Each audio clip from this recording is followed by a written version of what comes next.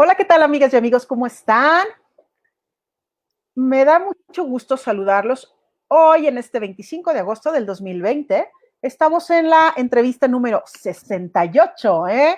Ya vamos llegando como a los números altos y hoy vamos a hablar con este súper tema, movilidad social y crisis COVID. ¿Qué está pasando con esta movilidad social? Con con cuando las personas vamos cambiando de estas posiciones socioeconómicas. ¿Qué está pasando ahorita el COVID? ¿Qué está pasando con nosotros, con la pobreza, con la desigualdad, con la educación? Vamos a hablar hoy con un experto en el tema y para eso invitamos al doctor Roberto Vélez. Hola, doctor, ¿cómo estás? Bienvenido. Gracias por acompañarnos. Hola, Yadira, muchísimas gracias por la invitación. Encantado de estar con ustedes. Bueno, pues les platico un poco del doctor Roberto Vélez. El doctor es economista, es experto en movilidad social y es director del Centro de Estudios Espinosa Iglesias, que precisamente entre su misión se encuentra hacer estas investigaciones, estos estudios y promover la movilidad social en nuestro país. ¿En México nada más, doctor, o en Latinoamérica? O ¿cómo está la misión del SEI? Platícame un poco eso, porque ando... Bueno, bueno, en realidad nosotros nos concentramos en tema México. Uh -huh. El tema de movilidad social no es un tema que únicamente se trabaja en México, como te podrás imaginar, pero nosotros nos nutrimos de encuestas que levantamos cada 6 años, representativas para México, y con base en eso hacemos nuestro diagnóstico país en esta materia de movilidad social, Muy bien. ¿no? Bueno, pues como ven, amigas y amigos, hay expertos como Roberto y como el centro de estudios que encabeza Roberto, y hay otros centros de estudios, otros think tanks, otros centros de investigación en el país y en todo el mundo que se dedican a este tema, a investigar, a proponer. Entonces quiero preguntarte, Roberto, ¿cuál es tu recuerdo más temprano que te diste cuenta que te gustaba investigar, que tenías este gusto por la investigación? Ujú. O sea, tú dices en general, no, En no general, tanto este tema que bueno, trabajo. ajá, en general. Bueno, yo soy hijo de profesores universitarios, de gente que lleva toda su carrera, bueno, en el caso de mi papá ya incluso se jubiló.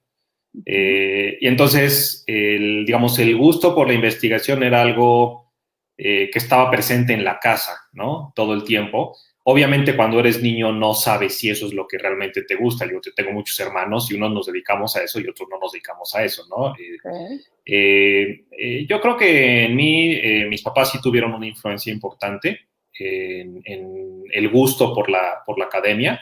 En particular, mi papá es economista, yo soy economista, mi hermana mayor no es economista, es matemática, pero hizo su posgrado en economía. Entonces, tengo tíos economistas. Entonces, en términos de la disciplina, fue como una trayectoria como natural, Familiar, ¿no? como que O sea, venía. tú imagínate una casa donde más allá de tener la posibilidad de cuando eres niño tener novelas como Julio Verne o como Emilio Salgari, poder leerlas y todo, si te pasabas a otra, ahora sí que a otra habitación de la casa, pues te encontrabas unos libros que no eran novela, pero eran de filosofía de mi mamá o de historia económica de mi papá, ¿no? Entonces, un ambiente así hace que tengas muy claro de qué se trata el asunto y que puedas elegirlo, ¿no? Entonces, yo para dedicarme a la investigación, creo que tomé la decisión prácticamente después de mi maestría, ¿no? Es decir, cuando tomas la decisión de ir a hacer un doctorado o no. Cuando vas a hacer un doctorado, ahora no es tan común como antes, pero antes cuando tú haces un doctorado era porque te ibas a dedicar a eso y a ninguna otra cosa, ¿no? Ahora hay doctorados que te permiten, son profesionalizantes, pero sigue siendo un paso importante en la vida de las personas porque vas a dedicarle al menos 5 años a una vida muy sola, ¿no? Estás mucho tiempo contigo mismo y con los libros. Y en ese momento es cuando prácticamente lo estás decidiendo, cuando decides irte a hacer el doctorado y cuando estás en los primeros pasos del doctorado. Ahí es cuando trazas la ruta hacia la investigación. Luego la vida y el mercado laboral te puede llevar a otro lugar, ¿no? Pero digamos, en tu gusto, en tu posibilidad de elección, ahí es más o menos donde lo decides. Muy bien. Y el tema, Roberto, ¿cuándo tú sentiste que tu corazón hizo este match con el tema de la desigualdad social, de hacer propuesta de política pública para hacer más corta esa brecha entre los menos desfavorecidos con los más favorecidos? ¿Cuándo tú sentiste, esto que yo hago, que estoy entrenado, que me gusta, que hasta viene de familia, puede ayudar un poco o un mucho? Puedo poner mi grano de arena a hacer que las cosas cambien o que tengan al menos otra perspectiva.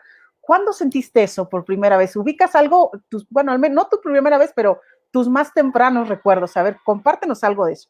Bueno, también son distintos momentos en tu vida. Y ahí podemos regresar al origen familiar. Y estoy hablando mucho del origen familiar y luego vamos a hablar de movilidad social, que tiene mucho que ver con el origen familiar. Ajá. Pero digamos, te decía que mis papás son profesores universitarios y son profesores universitarios de universidad pública. Y mis papás son de la generación del movimiento del 68.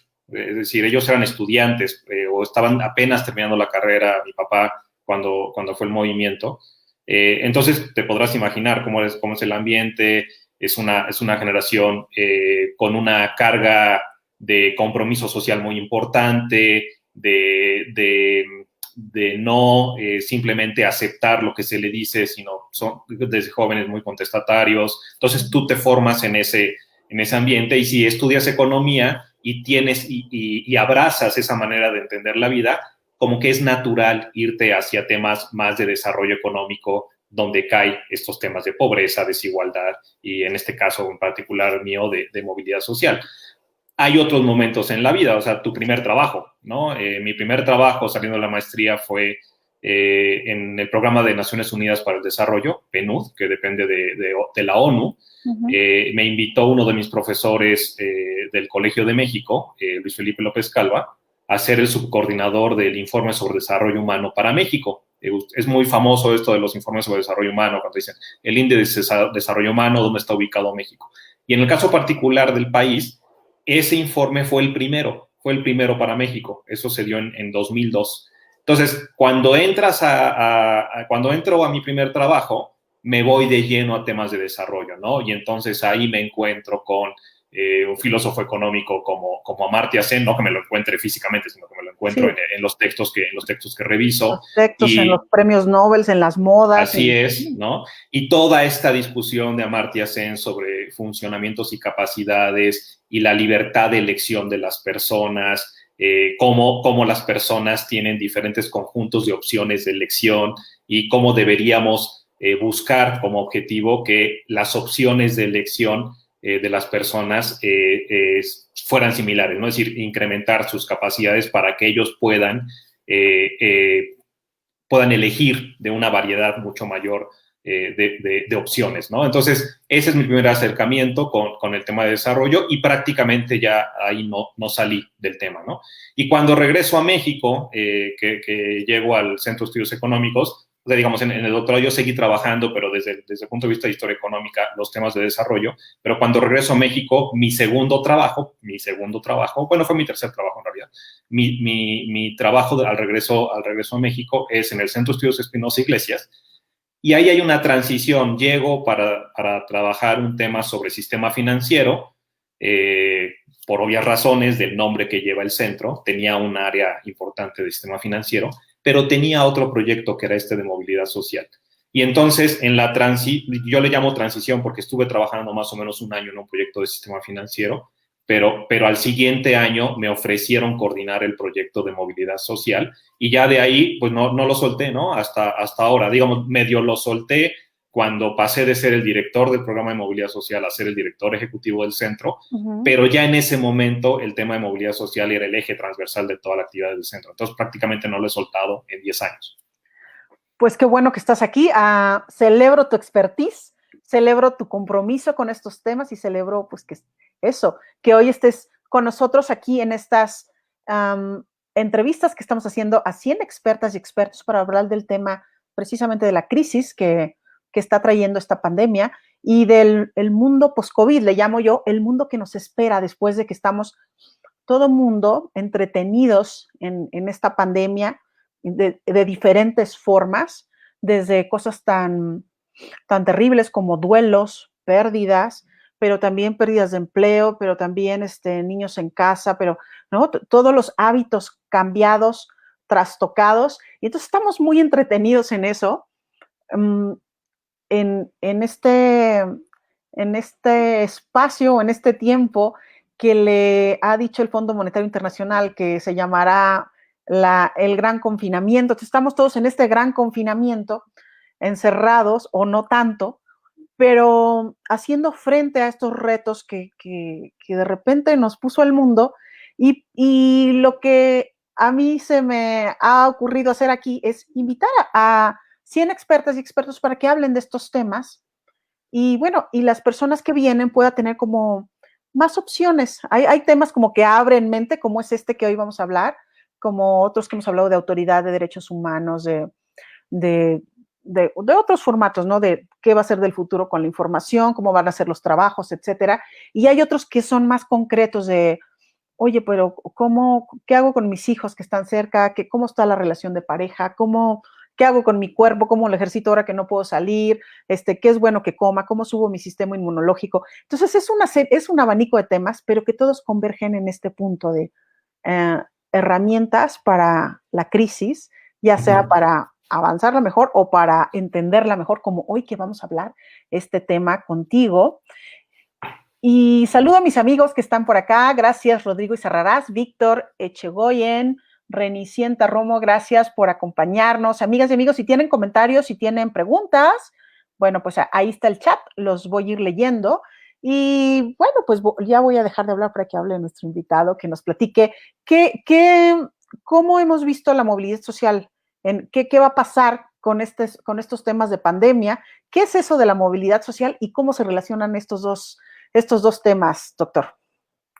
Pues si quieres, empezamos por la segunda, de qué es la movilidad social y entonces eso cómo se enmarca en la problemática de la pandemia. Como te decía, en el centro, Espinosa Iglesias hemos trabajado el tema prácticamente por 15 años, es decir, desde la fundación del centro. La pregunta básica que tú te haces cuando hablas de movilidad social es si las condiciones de origen de las personas están siendo determinantes de sus opciones de logro en la vida. ¿A qué me refiero con esto? Hay un economista laureado por el Nobel, Joe Stiglitz, que te dice la mejor decisión que puedes tomar en tu vida es elegir bien a tus padres, ¿no? Y lo dice para que te des cuenta de algo que es imposible, es decir, nosotros no elegimos a nuestros padres, nosotros no elegimos dónde nacemos, no elegimos cómo nacemos, no elegimos qué nacemos. Entonces, cuando hablas de condiciones de origen, estás hablando de el contexto económico del hogar en el que naces, que es una lotería de la vida. Por ejemplo, si naces hombre o mujer, ¿no? Si naces en el sur del país o en el norte del país, o si naces en Ciudad de México, si naces con cierto tono de piel. Son todo ese tipo de cosas que en la literatura de igualdad de oportunidad John Roemer les llama circunstancias de origen, es decir, todo aquello sobre lo cual no tienes control.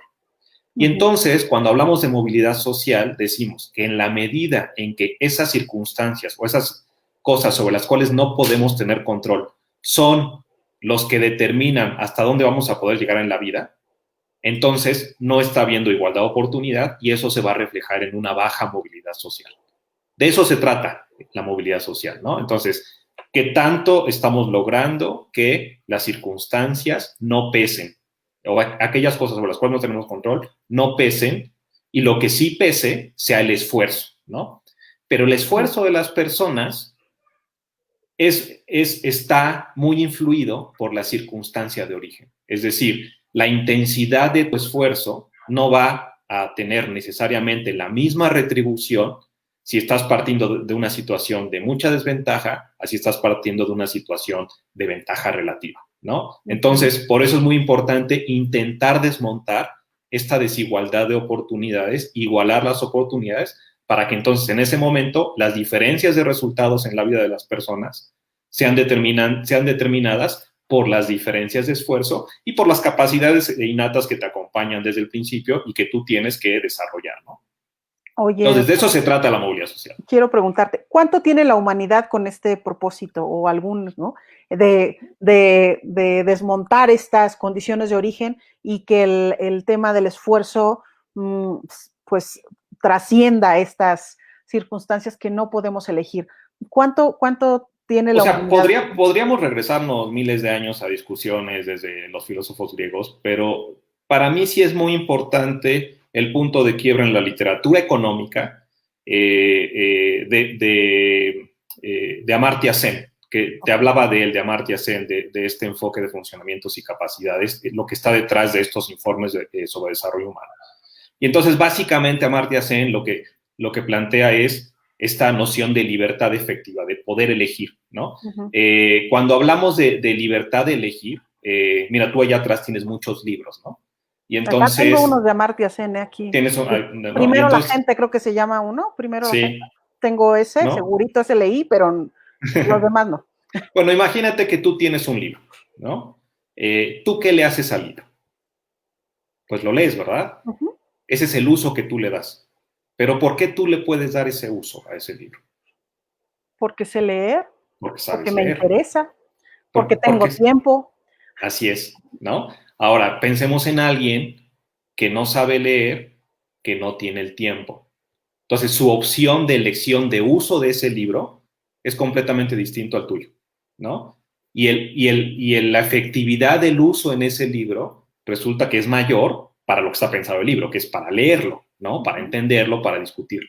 Entonces, cuando hablamos de esas opciones de elección, resulta que en este mundo las opciones de elección son muy distintas, ¿no? Entonces, tú empezaste preguntándome, bueno, empezaste hablando de esto de en cómo confluye distintas temáticas en el contexto de la pandemia, de manera completamente distinta dependiendo de quién eres, ¿no? Dependiendo de dónde estás en la escalera social, dependiendo de cuáles son las libertades que puedes ejercer y las libertades que no puedes ejercer, ¿no? Entonces, es muy importante el punto de quiebre que lleva a cabo Amartya Sen en los 60 y en los 70, y también para mí otro muy importante en la literatura económica es el que ya te mencioné, que John Roemer, que hace esta distinción entre circunstancias de origen, es decir, eso sobre lo cual no tenemos control, y esfuerzo, que es sobre lo que en todo caso tendríamos control y sobre lo cual deberíamos estar identificando los marcadores de diferencias en resultados de vida de las personas. Muy bien, o sea, tenemos 50 años, digamos. Con este enfoque sí, enfoque. Pero la discusión es milenaria. Ajá, sin duda, sí estoy de acuerdo contigo. Bueno, síguele. Síguele con el tema de la movilidad social y qué está pasando en la pandemia. Bueno, o sea, una cosa es importante saber de dónde estamos partiendo. Es decir, cuando tú tienes un choque como la pandemia, la pregunta es si el choque está haciendo que la situación de movilidad social empeore o mejore, ¿no? No sabemos, o sea, podría generar ciertos movimientos que hagan que la sociedad sea fluida. No es mi percepción en este momento, pero podría suceder, ¿no? Entonces, lo importante es saber dónde estábamos parados antes del choque, ¿no? Uh-huh. Y en el caso mexicano, si nosotros pensamos en México en una escalera social, te lo voy a contar como lo cuenta Ricardo Rafael en su libro, ¿no? Sí, porque yo te lo puedo contar técnicamente, pero Ricardo creo que lo hace muy bien en uno de sus libros. Entonces, él habla de un edificio social y te dice, tenemos un edificio de 5 pisos, ¿no? Y entonces la pregunta es, ¿en qué piso naciste? ¿En el 1, 2, 3, 4 o en el penthouse? Él le dice el penthouse, ¿no? Uh-huh. Y entonces ahí la pregunta es, si naciste en el primer piso, ¿qué opciones tienes de subir al segundo, tercero, cuarto, quinto piso? Si naciste en el 5.º piso, ¿qué opción real hay de que te caigas de piso? Y cuando hablamos de caída de piso, hay que diferenciar entre 2 tipos de movilidad. Una cosa es que mejores en términos de niveles de calidad de vida, y otra cosa es que haya intercambio de posiciones entre las distintas personas de una sociedad. Es decir, es como un juego de las sillas, ¿no? Uh-huh. Entonces, ¿Dónde estamos México? En México, y te voy a hablar únicamente de la parte relativa, es decir, del juego de las sillas. ¿En qué piso nací y en qué piso acabé? Entonces, lo que se observa en México, en términos de fluidez a lo largo de la escalera social, es una rigidez muy importante, es decir, una perpetuación importante de la condición de origen, sobre todo en los extremos de la escalera, es decir, en el primer piso y en el último piso. Entonces, ¿qué nos dice la lotería de la vida? Es que si la lotería de la vida te colocó en el primer piso, difícilmente vas a poder salir de ahí. Y cuando digo esto es 50% se van a quedar en el primer piso. Uh-huh. Y cuando naces en el piso de hasta arriba, resulta que más del 50% que nacieron allá arriba se van a quedar allá arriba, ¿no? Ahora, ¿qué pasa si pensamos únicamente en los que están en la parte baja de origen? ¿Qué pasa con ellos? ¿Qué pasa con el otro 50% que sí sale? 25 llegan al segundo piso y los otros 25 ya se reparten, ¿no? Uh-huh. Pero de esos 100 que nacieron en el primer piso, al último piso, al más alto, solo llegan 2. ¿Sí? 2 de cada 100. 2 de cada 100, ¿no? Ahora, ¿qué pasa en México? Pues, digamos, si tomamos en cuenta la medida de pobreza multidimensional oficial, que es la que cada 2 años Coneval sale y nos dice, tenemos tal porcentaje de pobres, pues resulta que tenemos más o menos 40-41% de pobres en el país. ¿Eso qué significa? Que quien sea que esté en el primero o en el segundo piso de esos 5 pisos está en pobreza. Entonces, con esto que te quiero decir, que de los que nacen en el primer piso, 50 se quedan en el primer piso y 25 llegan al segundo piso. Es decir, solamente 25, el 25 restante, logra superar la pobreza si es que nació en esa pobreza del primer piso, ¿no? Uh-huh. Entonces, eso te dice, por un lado, tenemos una situación de condición de origen que se perpetúa en el tiempo en esos extremos de la escalera, y por el otro lado, que si naces en la parte baja de la escalera, resulta muy complicado en tu edad adulta superar la pobreza, ¿no? De ahí venimos, y esto lo hemos medido en tres encuestas nacionales en los últimos 15 años, y es bastante estable, se mantiene más o menos igual siempre, ¿no? Uh-huh. Y entonces ahí lo que hacemos es decir, bueno, eso es en promedio, pero por ejemplo, ¿qué pasa con ciertas circunstancias de las que yo te hablaba, con ciertas situaciones sobre las cuales no tenemos control? Entonces, por ejemplo, en 2011 que levantamos nuestra segunda encuesta, dijimos, bueno, estas encuestas de movilidad social siempre se levantan y vas a entrevistar a jefes de hogar. Pero estos jefes de hogar, ¿quiénes son en promedio en este país y en el mundo? Hombres, ¿no? Y más en México. ¿Qué está pasando con las mujeres? ¿No? Y entonces en 2011 hicimos un levantamiento que nos generara información no únicamente para la población de hombres, sino también para la generación de mujeres, para la población de mujeres. ¿Y qué encontraron? Pues en el caso de las mujeres, y luego en 2017 en la siguiente encuesta lo confirmamos, en el caso de las mujeres tú lo que te encuentras es lo que se conoce de manera general, un suelo pegajoso y un techo de cristal, que en realidad sí es un techo de cristal, pero además del techo de cristal hay una cosa que yo le llamo piso falso, y ahora te explico. Sí. Pero ¿qué significa suelo pegajoso? Es, una vez más, yo lo que hago es que me comparo con los hombres, o sea, tengo mujeres y hombres que nacieron en el primer piso, uh-huh. ¿Sí? Si naciste mujer, la probabilidad de que salgas de ese primer piso es menor que si naciste hombre. A eso me refiero con suelo pegajoso, okay. ¿No? Entonces, de por sí ya sabes que es baja esa probabilidad, pero además, si eres mujer, hay una segunda barrera, que es el hecho de nacer mujer, ¿no? ¿Y qué pasa con las mujeres que nacen en condición de ventaja relativa, es decir, en el piso más alto? En general, muchas se quedan allá arriba, pero resulta que si se comparan con los hombres que nacen en la misma condición, la probabilidad de que caigan, que pierdan una posición, es mayor para las mujeres que para los hombres. Entonces, a eso es a lo que me refiero con el piso falso, ¿no? Es decir, es más fácil que te caigas siendo mujer a que no. Esa es una circunstancia de origen. Tú no decidiste ser mujer, ni yo decidí. Claro. Digo, ahora tú tienes la posibilidad de elegir cosas una vez que creces, ¿no? Pero digamos, me refiero en términos biológicos, cuando tú naces y te declaran niña, te declaran niño, ¿no? De origen, ¿no? Como de origen, ¿no? Romer, de origen. Sí. Ahora, eso pasa con las mujeres y en comparación con los hombres. En 2017 volvemos a hacer la encuesta y decimos, bueno, sí sabemos qué pasa con los hombres, sí sabemos qué pasa con las mujeres, pero eso es a nivel nacional. ¿Qué pasa si para hacer comparaciones entre regiones, ¿no? Una circunstancia más, un accidente de cuna. ¿Dónde naciste? ¿En dónde te aventó la cigüeña? ¿En el sur, en el centro, en el norte? Bueno, pues resulta que si naces en el sur, ¿te acuerdas que te dije 50 de cada 100 que nacen en el primer piso se quedan en el primer piso y 25 salen, pero se quedan en pobreza? Es decir, 75 de cada 100 que nacen en el primer piso se quedan en pobreza. Ese 75, si tú naciste en el sur, y cuando hablo del sur me refiero a Veracruz, Tabasco, nuestros estados de la península yucateca y los de siempre, Guerrero, Oaxaca y Chiapas, todo ese conjunto regional, resulta que son 86 de cada 100 que nacen en el primer piso van a quedarse en condición de pobreza.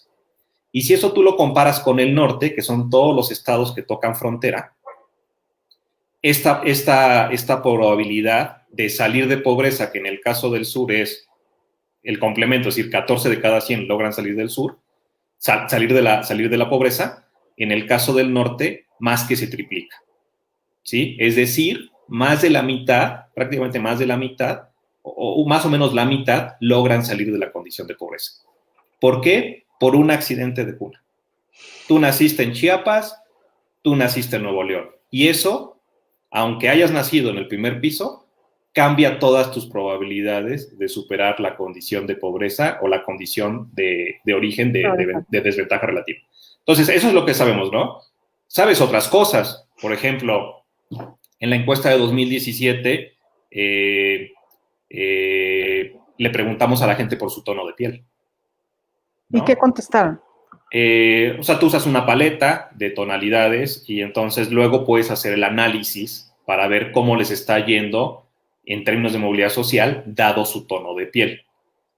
A nivel nacional, tú lo que encuentras es claramente un gradiente donde los que tienen las tonalidades más oscuras tienen más probabilidades de quedarse abajo, dado que nacieron abajo, y los de tono más oscuro tienen una probabilidad mayor de caerse si es que nacieron arriba.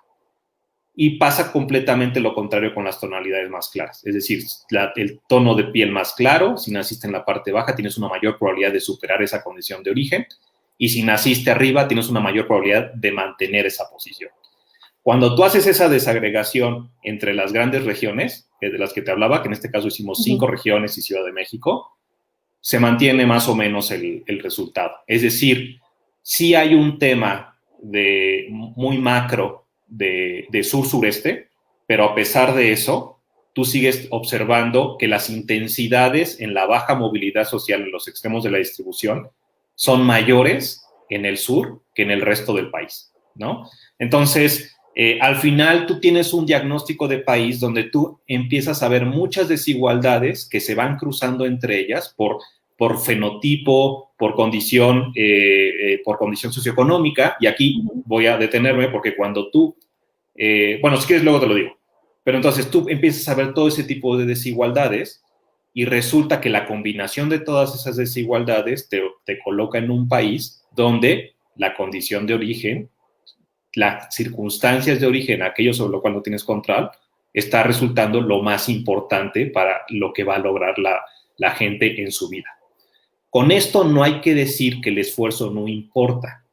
Obviamente el esfuerzo importa, pero como te dije al principio, el esfuerzo puede estar muy asociado con la condición de origen en su dinámica y entonces pueden pasar varias cosas. Imagínate que tú naces en una condición de desventaja, con todos, o sea, mujer en el sur, perteneciente a un grupo étnico, y entonces te dicen, eres pobre porque quieres, échale ganas, ¿no? Y entonces tú dices, bueno, sí, yo sí le voy a echar ganas, y le echas muchas ganas, pero resulta que la intensidad de tu esfuerzo te lleva no muy lejos, ¿no? Y si tú te mantienes en una región y tú estás viendo eso en todo momento, tú estás viendo que eso sucede, entonces claro que hay un incentivo, tú dices, bueno, ¿y entonces para qué me esfuerzo? ¿No? Eso por un lado, ¿no? Entonces hay que cuidar eso. Uno, que las circunstancias de origen no estén determinando el nivel de esfuerzo de las personas, y por otro lado, que las circunstancias de origen que generan barreras a la movilidad hay que removerlas, ¿no? ¿Y por qué hay que removerlas? O sea, porque te podrían decir, ¿y esto por qué importa? O sea, ¿por qué tenemos que promover la movilidad social? ¿Por qué hay que promover la igualdad de oportunidad? Y entonces ahí tú puedes hablar de distintas razones por las cuales puedes promover la movilidad social. Una que no te tengo que explicar, porque estamos hablando de eso, que tiene que ver con justicia social, ¿no? Es decir, pues si yo nazco en México y tengo mi acta de nacimiento de mexicano, ¿por qué yo tengo unos derechos distintos? O sea, una posibilidad de ejercicio de derechos distinta a lo que tienen otras personas, ¿no? Entonces, una cuestión de contrato social, cuál es el acuerdo y entonces que todos podamos ejercer nuestro derecho que está establecido en el contrato que se plasma en la Constitución, tal cual, ¿no? Ahora, hay otras razones. Una, por ejemplo, tiene que ver con cohesión social. Pues digo, tú y yo vivimos en Ciudad de México. Ni tú ni yo somos de Ciudad de México, pero tú y yo vivimos en Ciudad de México. Pues vamos a Santa Fe. ¿Y qué caracteriza a Santa Fe? Una barranca, ¿no? ¿Y quién está arriba de la barranca y quién está abajo de la barranca? Y entonces, tú pídele a quien vive arriba de la barranca y a quien vive abajo de la barranca que se entiendan entre ellos, que lleguen a acuerdos de cómo tienen que ser las cosas. Resulta muy complicado. Tú cada vez tienes poblaciones más alejadas una de la otra que no se entienden. Las percepciones son completamente distintas, los objetivos son completamente distintos. Eso hace que el tejido social se resquebraje y que el contrato social del que te hablé sea más difícil de que se cumpla, por un lado, o de que lo cambiemos de una manera consensuada por el otro, ¿no? Ese es otro costo. Y hay uno muy importante, que es el crecimiento económico. Es decir, deberíamos pensar que porque tú naciste en la parte baja de la distribución y alguien nació en la parte alta de la distribución, entonces en promedio esas poblaciones tienen un talento potencial distinto. Pues no. O sea, en promedio yo me esperaría una distribución de talento más o menos similar, donde tienes unos muy listos, unos listos promedios, que son la gran mayoría, y unos un poco menos listos. Pero unos pueden desarrollar el potencial y el otros no pueden desarrollar el potencial. Y entonces el resultado, ¿qué es? Que estás desaprovechando recursos humanos, ¿no? Es decir, todos aquellos que no pueden desarrollar su potencial de manera adecuada, o en el caso de los que nacen arriba de manera eficiente, no te tienes que echar a la hamaca, compañero, porque aquí hay competencia y tal. Eso te distorsiona mucho las cosas, le pega a la productividad y eventualmente le pega al crecimiento económico. Ok, pues bueno, voy a hacer aquí un alto, Roberto, para leer los comentarios. Hasta ahorita, amigas y amigos, como ven, hemos platicado con el doctor Roberto Vélez sobre movilidad social, qué es movilidad social, qué está pasando en la pandemia, nos ilustró con esta analogía de Ricardo Rafael de cómo la sociedad puede ser un edificio de 5 pisos y cómo estamos distribuidos. Pudiste haber nacido en el primer piso, en el segundo, en el tercero, en el cuarto o en el quinto, en el penthouse. ¿Qué pasa con estas condiciones de origen en contraposición con pues con el esfuerzo, ¿no? Con el esfuerzo y ¿por qué queremos que haya movilidad social? Y hablamos de justicia social, de cohesión social y también de pues desarrollo económico, crecimiento. Sí. Entonces, eso es lo que estamos hablando ahorita y vamos a seguir ahorita platicando qué está pasando en la pandemia. Le quiero preguntar a Roberto que ahora que iniciamos clases, ¿cómo ve estas diferencias tan grandes de, bueno, pues sí, mis hijos pueden estar con un iPad, con un internet en la Ciudad de México que es muy veloz, ¿no? Con unas maestras que están ahí echándole muchas ganas, que hacen programas muy lindos, pero ¿qué pasa con allá en mi pueblo donde el internet es malísimo, donde tienen que tomar clases por televisión, donde no, ni siquiera hay, o sea, no hay muchos espacios, están en la misma mesa de la cocina, las personas. Entonces, ¿qué va a pasar en términos de movilidad social con eso? También te quiero preguntar ¿qué opinas sobre este estudio que hizo la UNAM, que dice que hay una condición de desigualdad en el tema de las personas que se contagian o han fallecido por el tema del COVID? Y entonces muchos temas que están ahí, pero voy a leer comentarios porque tengo aquí comentarios muy buenos. Dice Fernando Mendoza, buenas tardes, felicidades Yadira por esta charla, con un invitado de lujo, Roberto. Gracias, Fer. Gracias, Mona Fernando. Nos echa porras, gracias, Mona Ávila. Fernando Mendoza dice, yo quiero preguntarle a Roberto, ¿cómo ve el mundo post-COVID? Los objetivos de desarrollo sostenible de la Agenda 2030, ¿tendrán que ajustarse las metas? cómo se verán afectados por la crisis, en particular en lo relativo a los temas de movilidad social para la reducción de inequidades. Entonces, bueno, ahí está otro tema, o sea, en el mundo, ¿qué opina Roberto con esto? Renicienta Romo dice, es siempre genial escuchar a Roberto, pero sus datos son un bajón constante. Voy por un whisky. Muy bien, amiga. Gracias por acompañarnos y salud con ese whisky. Pues sí, esa es la realidad, ¿no? No podemos taparnos los ojos. Mari Carmen López, Renicienta Romo, dice salud. Gracias, Mari Carmen López. Y Víctor tiene otra pregunta. Víctor Echegoyen dice, ¿existe algún estudio sobre movilidad social de Ciudad de México o ciudades mexicanas, pero a nivel alcaldía? Bueno, ahorita le preguntamos aquí al experto si...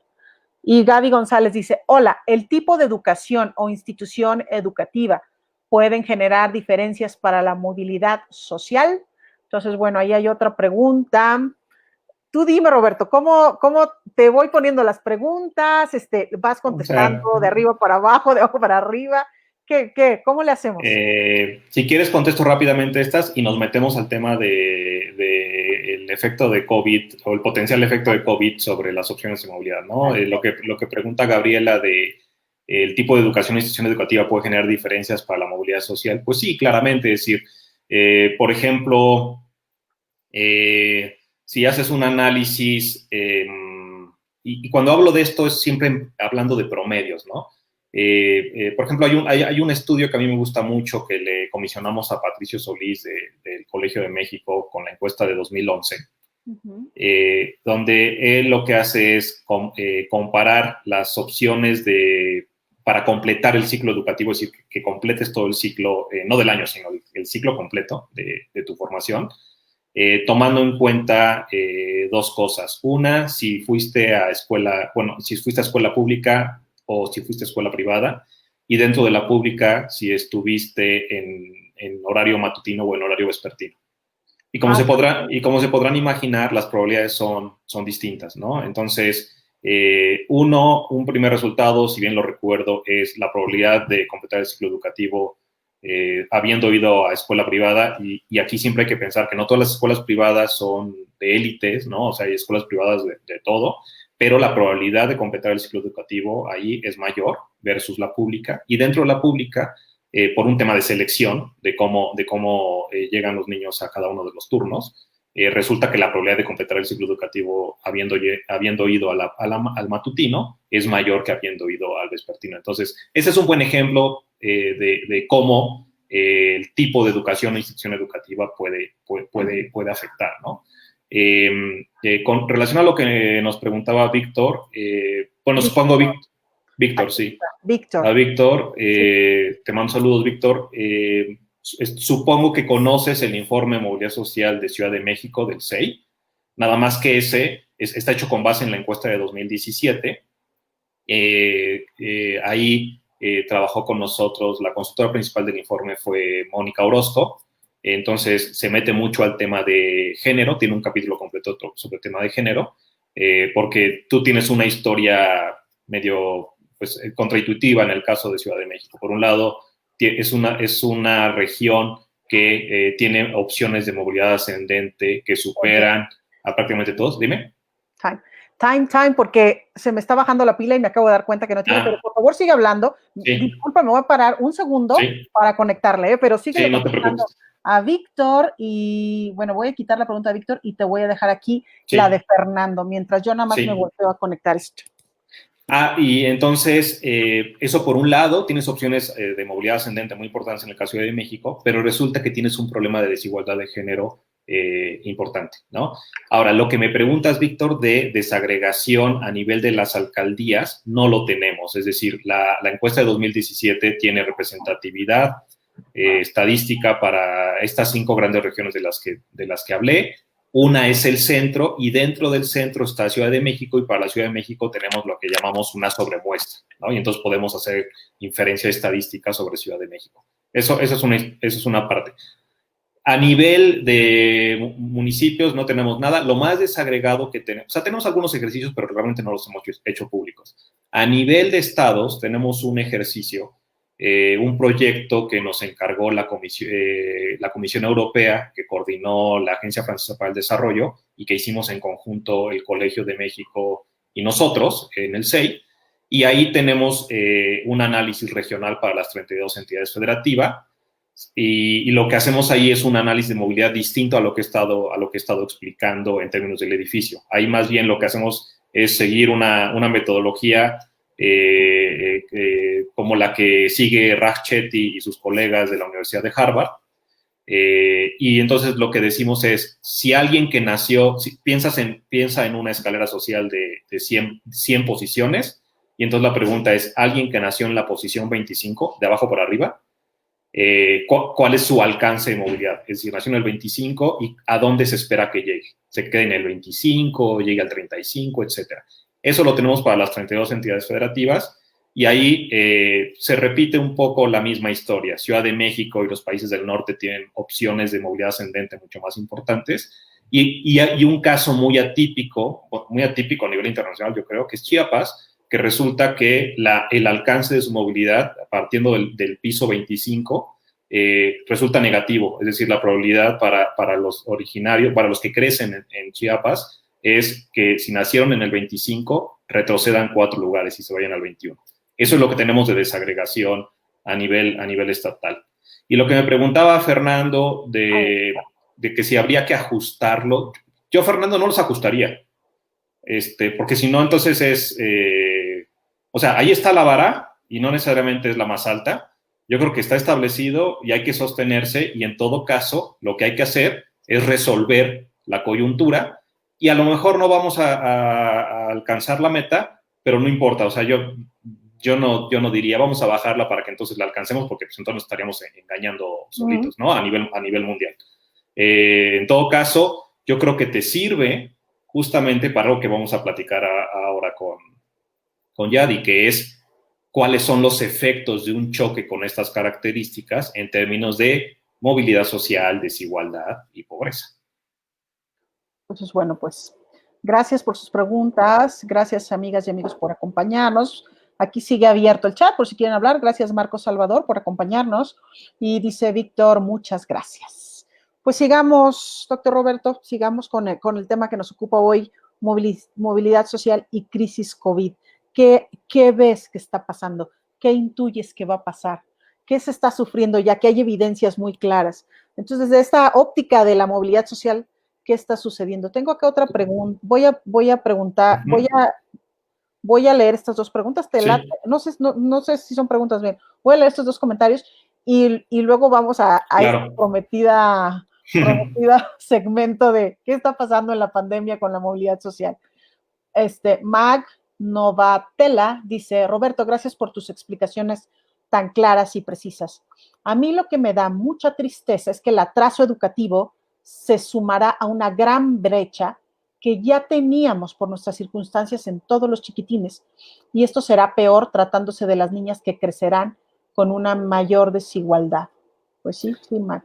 Sí, es un problema, tenemos un problema estructural que estamos arrastrando, y claro que se profundiza ante un choque con estas características. Es decir, no estábamos preparados y entonces lo que hace, y es lo que vamos a hablar ahora, lo que hace es más bien profundizar, ¿no? Profundizar por un lado, pero por otro lado es desnuda, ¿no? Digamos, si alguien todavía tenía dudas, decía Renicienta que se deprime mucho cuando me escucha hablar con estas cosas. Pero lo que les tengo que decir es que hay mucha gente que no está consciente de esto.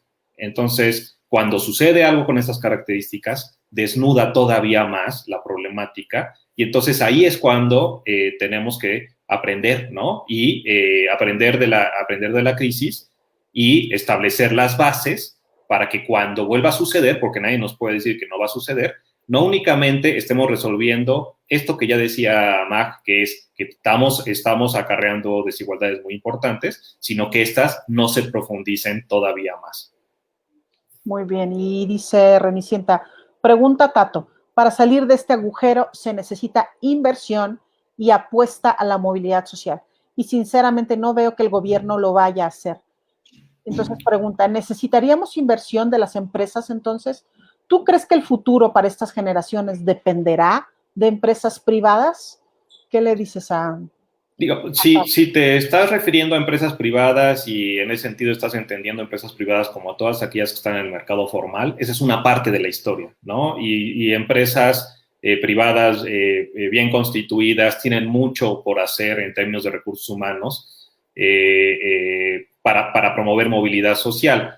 ¿Cómo? O sea, uno de los cuellos de botella que tú identificas en las opciones de movilidad social de la población es, por un lado hay que decir, tú sigues teniendo un problema de estratificación, de desigualdad importante en términos de educación, pero por el otro lado, tú tienes una población mucho más educada que hace 30, 40 años, ¿no?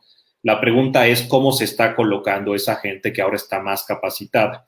Y resulta que en la transición de la escuela al trabajo hay un cuello de botella para la movilidad social. Y ahí otra vez, estas circunstancias de origen o circunstancias en características personales se vuelven a ser presentes independientemente de la capacidad adquirida que tiene la población. Entonces, ahí las empresas privadas pueden hacer mucho trabajo. Ahora, ahí no resuelves todo, porque en México tú tienes una situación de mercado laboral dual muy importante, donde más de la mitad de la población trabaja en el mercado informal, y entonces todos estos mecanismos de protección social y seguridad social con los cuales sí podría contar hasta cierto punto la población formal, y digo hasta cierto punto por lo que estamos observando en el marco de la pandemia, esta otra población que es mayor y que en términos de condición de origen es la que se encuentra en promedio en la parte más baja de la escalera social, no va a tener acceso a esa situación, ¿no? Entonces, aquí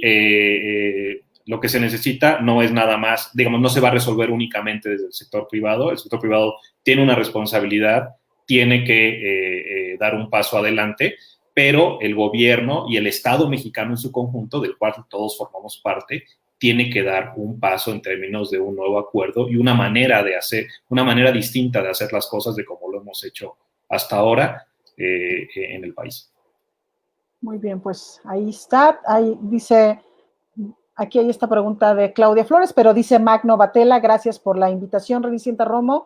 Y ahora leo esta pregunta de Claudia Flores que dice, en el actual régimen mexicano, la categoría, dice, ideológica, no analítica ni descriptiva de pueblo, ha intentado desplazar la medición de la pobreza. El INEGI ha sido blanco de debilitamiento institucional. Las políticas públicas están totalmente vilipendiadas en el actual régimen. ¿Qué acciones de gobierno debemos exigir como ciudadanos y a través de qué instancias, como el PNUD, para que la pobreza que se está generando en la pandemia tenga una contención?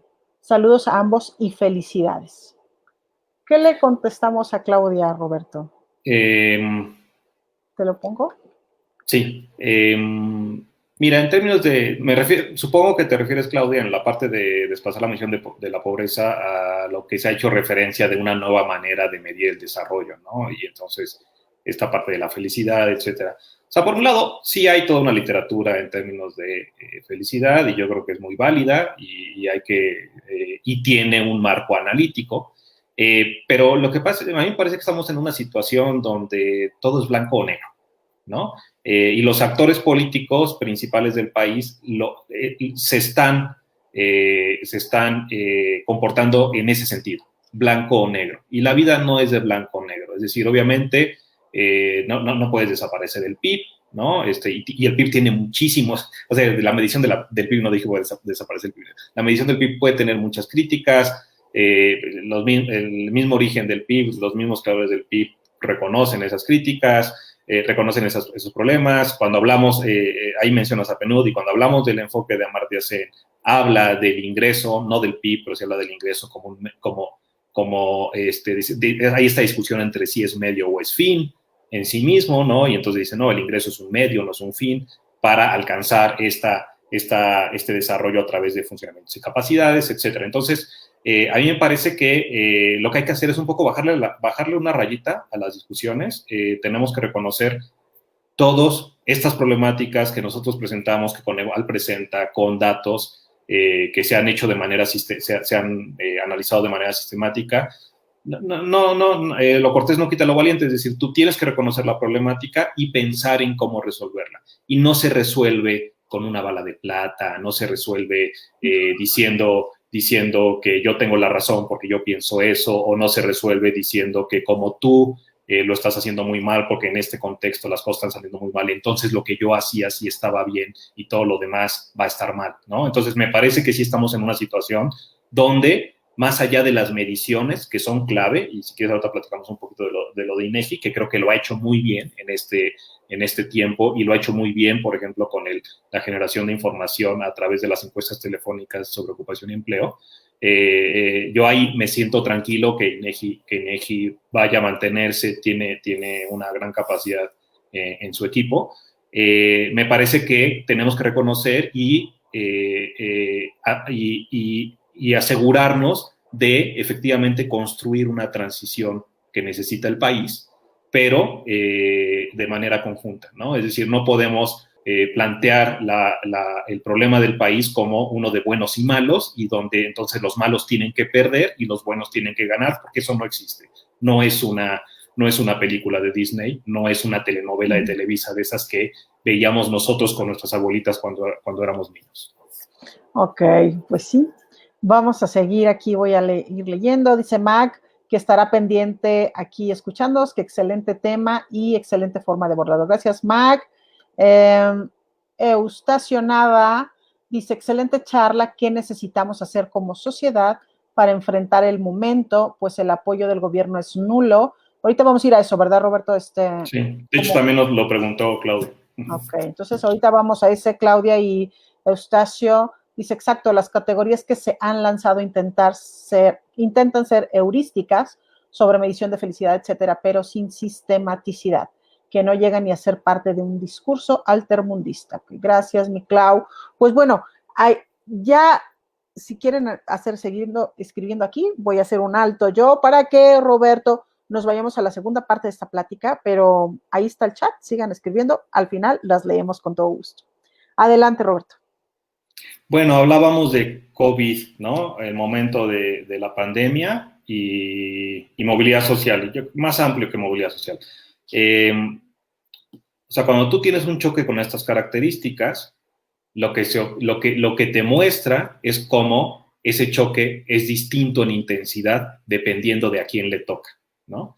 Pues primero hay que diferenciar las cosas. Una es el choque en salud y las pérdidas humanas, ¿no? Que en este momento en el caso del país llevamos arriba de 60,000.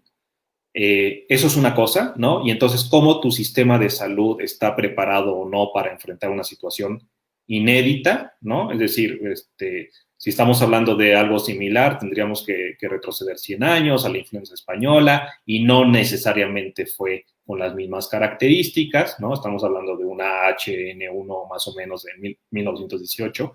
Ahora estamos hablando de un virus completamente distinto. Entonces, eso es por un lado, pero por otro lado está el choque económico, ¿no? Y entonces, cuando tú induces un cierre de economía porque tú tienes que aislar a la población, pues los efectos son muy diferenciados. Por ejemplo, para que se den cuenta de qué se trata, y tengo un colega coautor, Luis Ángel Monroy Gómez Franco, y me dice, oye, citan mucho el trabajo que hice sobre posibilidades de trabajar desde casa. Y yo le digo, pues sí, Luis, lo que pasa es que es obvio porque eso te marca de manera muy importante cuáles son las diferencias en el choque. Entonces, él lo que hace es calcula qué porcentaje de la población podría estar trabajando desde casa, ¿no? Y qué porcentaje no. Entonces, cuando tú induces el cierre de la economía, pues lo puedes inducir, pero entonces lo induces y la pregunta es, ¿qué porcentaje de la población sigue trabajando como si nada hubiera sucedido, nada más que lo hacemos de manera teletrabajo? Bueno, su estimación, y podría ser menor, es del 20% que podríamos estar en esa situación. Es decir, tú tienes un 80% de la población que no puede estar en esa situación, ¿no? ¿Y qué características tiene ese otro 80% de la población? E incluso ese 20% de población, quitando a los más ricos. Pues que la proporción que representa el ingreso de esos hogares por fuente de trabajo, pues es la más importante. O sea, arriba del 80% de lo que estamos ingresando es por fuentes de trabajo.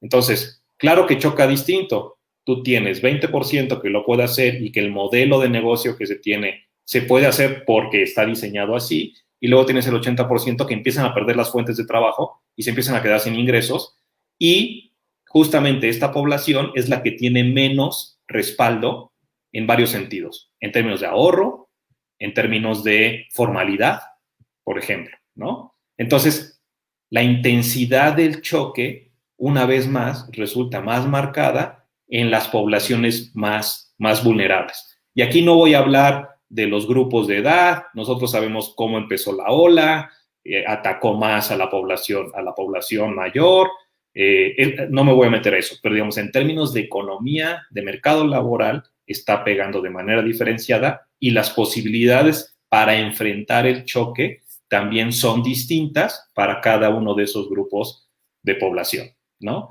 Entonces, no sabíamos cuánto iba a durar, no sabes cuál es la intensidad del choque, todavía no sabemos cuándo va a acabar, pero el costo económico, independientemente de que hay un proceso de reapertura, sigue siendo más marcado y más intenso en la proporción de población que está más vulnerable, no únicamente, no en términos de salud, sino en términos económicos. Y al estar más vulnerable en términos económicos, entonces su posibilidad de mantenerse confinada es menor y entonces se expone más y entonces se genera un círculo vicioso, porque entonces quien se acaba contagiando, quien tiene una mayor probabilidad de contagio, pues resulta esa misma población que es la que también está más expuesta económicamente, ¿no? Entonces es un círculo vicioso, ¿no? Entonces esa es la problemática. Y de una gran cantidad de la población, pues. ¿No? Sí, digamos, en el caso mexicano es una gran cantidad de la población y entonces otra vez tenemos que pensar en el 41% de población en pobreza, arriba del 55% de población económicamente activa, de población ocupada en la informalidad, etcétera, etcétera, ¿no? Entonces ahí, claro, se van acumulando estas vulnerabilidades y entonces el choque resulta mucho más intenso en esa parte de la distribución. Esto no significa que no le pegue a todos los demás, pero la intensidad sí es diferenciada, y es diferenciada también porque tus mecanismos de protección social no están bien establecidos, estructuralmente hablando, y entonces, y eso que no son infalibles, digamos, en los países desarrollados, los mecanismos de protección social no han resuelto por completo el problema, pero sí mitigan el golpe, ¿no? Entonces, es muy importante, en todo caso, cada vez estar más cerca de la salida de la crisis sanitaria para después empezar a tomar decisiones, no únicamente durante la crisis sanitaria, cómo vas protegiendo a esa población, y una vez que se da la reapertura y superas la crisis sanitaria, cómo aceleras la velocidad de la recuperación económica de tal manera que todos nos podamos volver a enchufar a la economía lo más rápido posible. Muy bien, fíjate que al menos dos de los expertos que han venido acá han sacado a colación, no solo para México, sino en el mundo, el tema de la renta básica universal como una posible solución, o al menos un tema que se ventila cada vez de una manera como, pues, más, se oye cada vez más en los pasillos. Este tema en el mundo, no nada más en México, sino en el mundo, hablaban en el mundo, porque por los temas que está trayendo la pandemia, este tema del decrecimiento económico, los temas pues que incrementan la pobreza, que hay más vulnerabilidad. Entonces, leí también que ustedes en el CEI, en el Centro de Estudios Espinosa Iglesias, no me acuerdo si era abril, mayo, no me acuerdo. Final de abril. Hicieron unas propuestas, ¿no? Me acuerdo que hicieron unas propuestas ustedes de política pública para esta mitigación del tema económico tan fuerte que se viene. ¿Nos quieres platicar un poco de eso? ¿Nos vas a platicar de eso? Sí, o sea, si quieren les cuento, o sea, nosotros sí hicimos un planteamiento en ese sentido, donde nuestra preocupación era justamente esta pérdida de empleo, y nosotros visualizábamos necesidad de esfuerzos que iban de 3 a 6 meses, ¿no? Te digo, en este momento ya no está claro, pero digamos, la parte más profunda sí fue más o menos de 3 meses, y el esquema de reapertura, ya estamos en el esquema de reapertura, ¿no? Entonces, nosotros sí planteábamos mecanismos de transferencias directas para la población que se estaba quedando sin trabajo, ya sea por el lado del mercado formal o ya sea por el lado del mercado informal. También pensábamos en mecanismos de cómo reducíamos la pérdida de empleo en el caso de la formalidad, haciendo transferencias a las empresas, condicionado a preservación de empleo. Eso por un lado, pero obviamente contemplábamos también una necesidad de un esfuerzo adicional en términos del sector salud, ¿no? Se identifica una pérdida en el gasto de salud desde hace muchos años, o sea, digamos, estamos hablando de un poco más de 6, 7 años, y entonces decíamos, bueno, ¿cómo le hacemos? Tenemos que incrementar el gasto en salud para al menos regresar a los niveles de hace 6, 7 años, ¿no? Entonces, eso era lo que planteábamos. Hay otras maneras de pensarlo. Por ejemplo, nosotros sí apoyamos una iniciativa de ingreso mínimo vital que estuvo promoviendo un grupo de legisladores de varios partidos y que desde sociedad civil estuvo impulsando nosotras, nosotros, nosotres. Nosotros nos sumamos, el 6 se sumó, pero aquí hay que ser muy claros en el sentido de a qué nos referimos con un ingreso mínimo vital y a qué nos referimos con esta renta básica a la que tú haces referencia. Nosotros nos sumamos en el sentido de que habría que cubrir a la población que estuviera perdiendo sus fuentes de ingreso, ¿no? Okay. Y de manera temporal. Es decir, una vez que lo resuelves, lo retiras, ¿no? ¿Por qué? Porque el país tiene otro problema estructural que está arrastrando desde hace mucho tiempo, que es la posibilidad de la hacienda pública para hacer cosas, ¿no? Hacienda pública, ¿no? O sea, ¿tiene la capacidad para hacer o no tiene la capacidad para hacer? Y hemos arrastrado por mucho tiempo nuestro pacto fiscal, nuestro esquema hacendario, y estamos en un problema de hacienda pública importante, ¿no? Entonces, si nosotros quisiéramos pensar en algo como esto que tú mencionas de la renta básica universal, nosotros desde el SEI, en el 2018, en el marco de la campaña, cada vez que hay campaña presidencial, lanzamos una propuesta de política pública. Nosotros no nos decantamos por ahí. Nosotros lo que planteamos fue la necesidad de construir un sistema de protección social universal, donde lo que haces es intentas romper con la dualidad del mercado laboral en términos de formalidad e informalidad, y para eso tienes que pensar en una manera distinta de financiar el sistema de seguridad social. Ese lo atas en términos universales con el sistema de salud para romper las diferencias en los paquetes de salud a los que tiene acceso la población. Y por otro lado, un componente muy importante en el sistema de protección social que tiene que ver con esquemas de política, esquemas de sistema de cuidados, ¿no? ¿Por qué? Porque tenemos un problema de desigualdad de género muy importante, donde las mujeres no están teniendo la posibilidad de elegir, o lo voy a decir así, los hogares no están teniendo la posibilidad de elegir que las mujeres salgan a trabajar, o el costo de oportunidad de salir a trabajar resulta más alto que quedarse en casa, ¿no? Entonces, eso así como nosotros estábamos pensando. A mí me parece que la renta básica universal es como una cereza del pastel, ¿no? Es decir, tú tienes que construir todo el sistema de protección social, y para poder construir el sistema de protección social universal tienes que discutir a profundidad la hacienda pública del país, y después, eventualmente, cuando vayas resolviendo distintos problemas como los que te acabo de mencionar, por ejemplo, cuidados, entonces ya puedes empezar a contemplar esos pisos mínimos de renta básica, ¿no? Muy bien. Pero me parece que no estamos en ese momento, como sí lo pueden estar los países donde se está promoviendo y de donde viene esa literatura, ¿no? O sea, estamos hablando de Holanda, estamos hablando de Francia, estamos hablando de Europa del Norte, de los países escandinavos, donde la movilidad social en los extremos de la distribución es mucho más alta que en este país.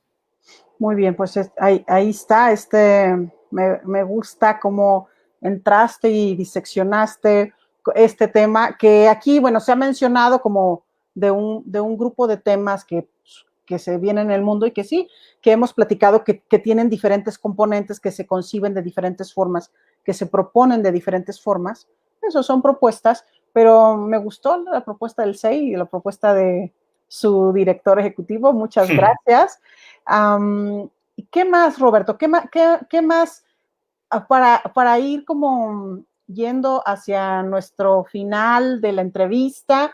¿Qué más tenías planeado decirnos, así es que... Mira, o sea, estamos hablando de COVID y del choque, ¿no? En otras pláticas me han preguntado sobre el efecto que tendría la pandemia en las opciones de movilidad social, ¿no? Porque cuando estamos hablando de movilidad social estamos hablando de una cuestión intergeneracional, ¿no? Es decir, ¿qué va a pasar con mis hijos? ¿Qué va a pasar con tus hijos? ¿Qué va a pasar con los hijos de todos? Dentro de 25 años, ¿no? Cuando dé la vuelta la rueda de la generación. Y ahí hay distintos potenciales choques, ¿no? O sea, en el marco de una crisis como la actual, por ejemplo, tú puedes tener choques nutricionales importantes porque un periodo corto de problemas alimentarios tiene un efecto de largo plazo en, sobre todo, los pequeños, ¿no? 0, 3 años, etc. Eso hay que contemplarlo y entonces no hay que perder de vista qué está sucediendo, cómo mitigarlo y si no logramos mitigarlo por completo, entonces, qué posibles efectos va a tener eso en el largo plazo. Esa es una. Otra, estructural, tiene que ver con el tiempo de recuperación en términos de mercado laboral, que no es intergeneracional, pero sí es mediato, entonces en el mediano plazo. ¿Cómo le hacemos para asegurar que la velocidad de recuperación del empleo no esté diferenciada también por condiciones de la escalera socioeconómica, ¿no? Entonces, deberíamos estar buscando que la velocidad de recuperación de los empleos de la parte baja de la distribución, que son muchos de los que se han perdido, ¿no? Cuando vas y analizas los mercados, los trabajos formales que están perdiendo o que se perdieron, la mayoría son de los que están de 2 salarios mínimos para abajo, ¿no? Entonces, 2 salarios mínimos es ahí, entonces le estás pegando. Entonces, ¿cómo haces para que la recuperación de ese trabajo sea la primera, ¿no? Y entonces, ¿cómo colocas tus recursos? ¿Y por qué? Porque eso, a final de cuentas, lo que hace es, tú imagínate una familia que tiene una restricción presupuestal muy importante y que tiene que tomar decisiones de inversión con relación a sus hijos, ¿no? Entonces, lo saco de esta escuela, que entre a trabajar, ese tipo de cosas, ¿no? O sea, es una cosa seria y entonces eso también tiene efectos intergeneracionales. Y el otro efecto intergeneracional que me parece que es muy claro para todos es el de educación, ¿no? Es decir, estamos con esta situación de la educación a distancia, pero donde la educación a distancia no necesariamente es accesible no es accesible para todos, incluso dentro de los esquemas donde hay accesibilidad, las calidades pueden ser diferenciadas, ¿no? Ya es cuando estamos hablando de la educación privada de élite, puede ser distinta. Hay mucho que pensar por ahí y los especialistas en educación yo creo que tienen mucho que decir y también tienen mucho que aprender y todos tenemos mucho que aprender. No sé cuál va a ser el efecto, pero yo me esperaría igual una intensidad diferenciada en términos del efecto educativo y lo que tenemos que hacer es aprender muy rápido para que el choque no resulte tan importante como de hecho va a haber. O sea, el choque lo vamos a vivir, lo estamos viviendo, va a tener un efecto, pero lo que tenemos que hacer es minimizar la intensidad de ese choque y otra vez pensando de una manera progresiva, es decir, que les pegue menos a los que están más vulnerables y en todo caso los que están en condiciones de resolverlo de manera privada lo van a hacer, ¿no? Muy bien. Ok, pues ahí está, queridos amigas y amigos, la conclusión de qué se puede hacer. Roberto, escuché que algunas propuestas sobre todo son de política pública, ¿no? Que deberían ser los gobiernos. ¿Hay en este tema de movilidad social, hay algún espacio para la toma de decisiones familiar? Porque ahorita dijiste, ok, que las decisiones que van a tomar las familias con respecto, como haciendo la analogía de esta cobija que no alcanza y que la vamos jalando y que vamos a descobijar algo. ¿Hay algo que tú recomiendes a las familias, a los jefas de familia, en su toma de decisiones que prioricen para como apostarle un poco más a unas decisiones que incidan a una movilidad social intergeneracional? ¿Hay algo así o...? No, sí lo hay, o sea, digamos, lo que en todo caso no estaría bien de mi parte es decirle a la gente, si no cuidas el recurso que de por sí no tienes para mantener a tus hijos en la escuela, entonces estás haciendo mal y tú eres el culpable de lo que está sucediendo. No, entonces más bien es decir, si yo tuviera que priorizar, sí priorizaría en ese sentido, pero las familias yo creo que son bastante sensatas, o sea, priorizan en ese sentido, priorizan educación, priorizan salud, priorizan alimentación. Entonces, más bien ahí es cómo cruzamos, cómo llegamos al otro lado, del río, ¿no? En esta situación particular que estamos viviendo. Pero en general, claro que hay cosas que hacer. Lo que pasa es que no se dan de manera automática. El tema de género, por ejemplo, es muy interesante porque te das cuenta cómo las cosas no cambian en automático. Si tú analizas el tema de género, mucho no se resuelve con política pública, pero la política pública acompaña soluciones que se están dando a nivel micro, al interior del hogar, ¿no? Cómo toman las decisiones al interior del hogar, por ejemplo, en términos de la participación de la mujer, ¿no? Las mujeres, ¿qué están haciendo? O sea, ¿están decidiendo o no están decidiendo? ¿Tienen la posibilidad de decidir? ¿No tienen la posibilidad de decidir? ¿Por qué las mujeres, por qué unas sí salen al mercado laboral y otras no salen al mercado laboral? Entonces son roles, ¿no? Papeles que te da la vida, que te asigna la vida y que es difícil cambiarlos, ¿no? Pero lo que no hay que hacer es asumir que como las cosas son así, entonces así deben ser, ¿no? Siempre hay, ¿no? porque así me educaron, entonces así debe ser. Uno siempre tiene que estar abierto, tiene que tomar de todo. Yo intento tomar también de los críticos al trabajo que yo hago, al enfoque que yo planteo. Eso siempre hay que hacerlo, porque eso te va a permitir tomar mejores decisiones.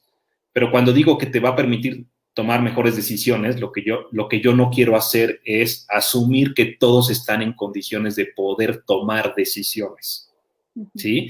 O que no pueden, y regreso al origen de la discusión, es decir, ¿cuáles son mis opciones de elección? Entonces, por eso es tan importante la política pública. El esfuerzo individual es muy importante, pero el esfuerzo individual se va a ver retribuido en la medida en que tengamos un espacio fértil para que los individuos puedan prosperar. Si no construimos eso, va a resultar muy complicado y también va a resultar mucho más complicado convencerlos de que tienen que hacer las cosas de otra manera porque no necesariamente pueden hacerlas.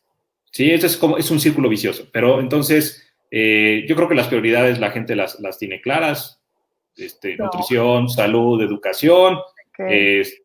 Y yo creo que en términos sociales, crítica constante, constructiva, el mundo no es blanco y negro, la situación que estamos viviendo en México es una transición que no es únicamente mexicana, lo vemos en Estados Unidos, lo vemos en el Reino Unido, lo vemos en todo el mundo, y tenemos que tener la cabeza fría para ir avanzando en la toma de decisión y tenemos que estar abiertos a construir consensos. No se trata de imponer ideas preconcebidas por parte de la gente, y me refiero a todo el espectro político y social del país, sino que se trata de aprender y se trata de reconocer que si no lo hacemos de una manera constructiva, nos vamos a quedar atorados mucho tiempo. Otra generación más, ¿no? Eso es lo que no queremos. Justo ayer, fíjate que ayer el tema que hablamos aquí fue el tema de mujer y pandemia. O sea, hablamos de los efectos en la salud, en el bienestar, en la salud emocional. Y entonces hablaba con una abogada experta en temas de política pública de género y cruzamos con lo que estamos hablando hoy. Y le dije, bueno, justo el tema de mañana, les dije a los que vinieron ayer, es como la continuación, porque estamos hablando de eso, ¿no? De estos espacios, cómo convergen estos espacios de públicos, estos espacios macro, estos espacios micro, estos espacios de toma de decisión que se pueden reducir a no tengo elección, ¿no? Lo que tú dices tú, bueno, no quiero yo ir más allá de decir que quizá puede haber esos escenarios donde las personas no tienen elección. ¿Por qué? Porque sus condiciones de origen los determinan tanto que pareciera que no hay para dónde moverse y por lo tanto necesitan esa estructura de la que hablas, esa política pública, esas decisiones de gobierno, también esa solidaridad, ¿no? De los demás, o como aquí Tato que nos preguntaba, bueno, ¿y el papel de las empresas cuáles son?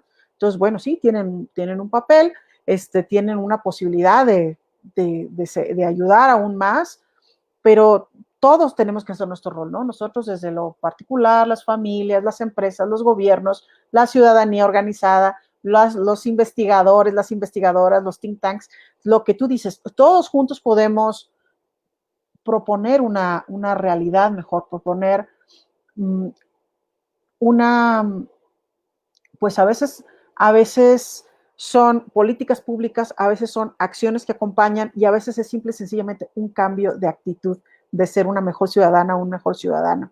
Entonces, yo creo que sí, que vale la pena recordarnos que tengas un peso o 10 o 100, bueno, los que tienen 100, bueno, decir, pero tengas un peso o 10, sí, tu mejor opción es que lo inviertas en estar bien en salud, bien en educación y bien en alimentación. O sea, tú dices, de una manera no muy intuitiva, la gente lo sabemos, pero a veces no, ¿eh? Quiero decirte que hay veces que decimos, no, es que esto está tan difícil que prefiero gastármelo en unos 15 años o hacer una fiesta o ¿por qué? Porque siento que el mundo se me viene encima y es preferible vivir el YOLO que se usa ahora, ¿no? You only live once, entonces hagamos esta fiesta.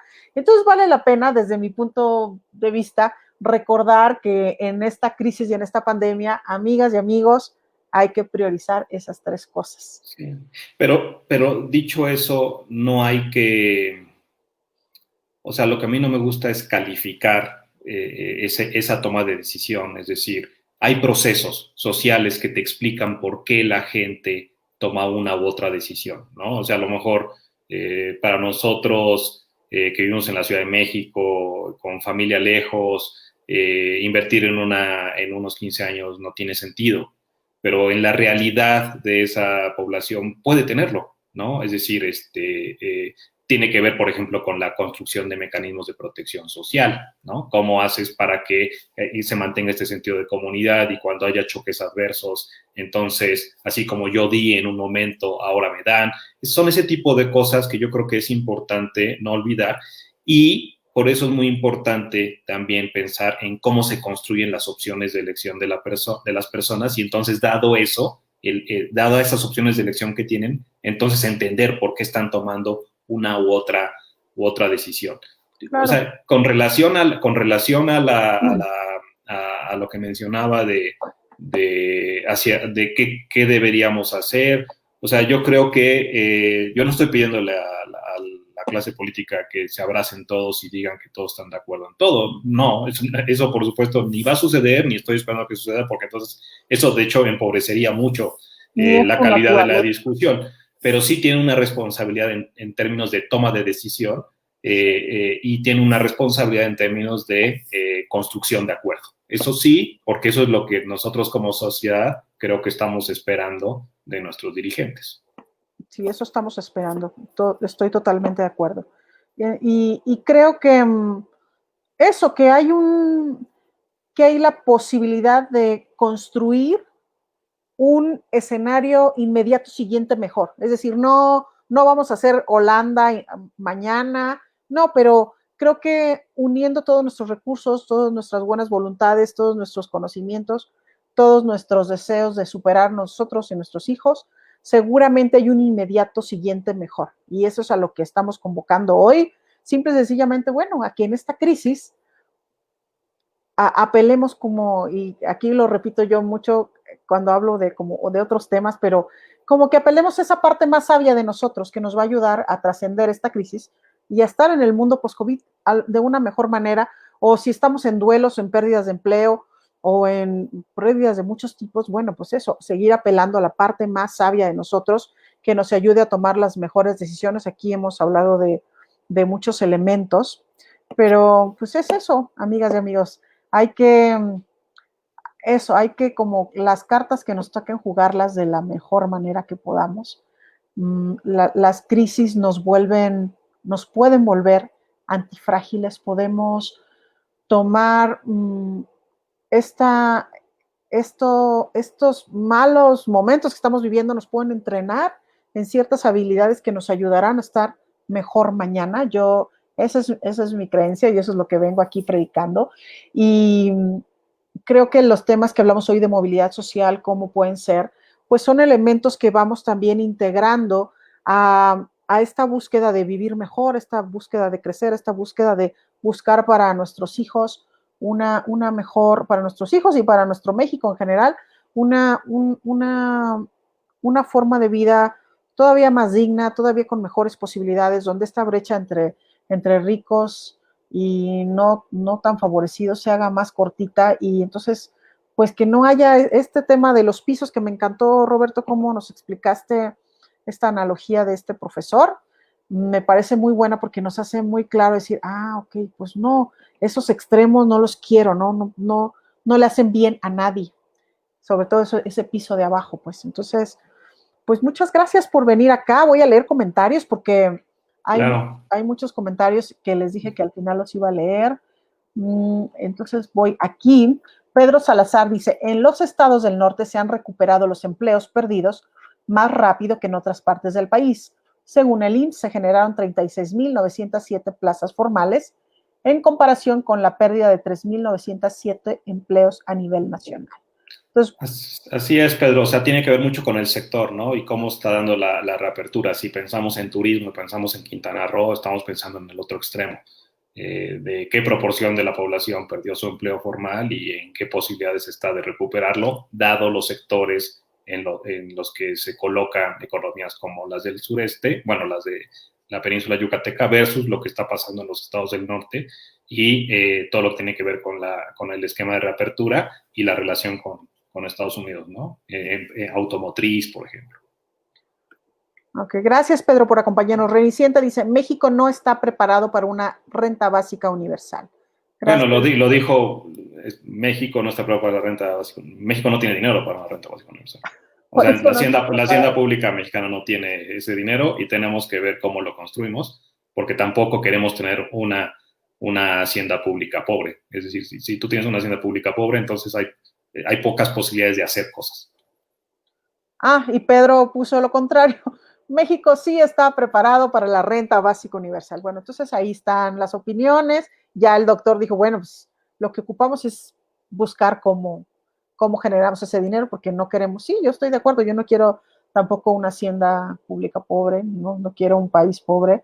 Necesitamos dinero para hacer muchas cosas que hacen falta aquí en este país. Fernando Mendoza dice, gracias por las respuestas y excelente charla en el tema de educación. El bache que la crisis generará y que aumentará la brecha, cómo afectará la movilización en el mediano plazo.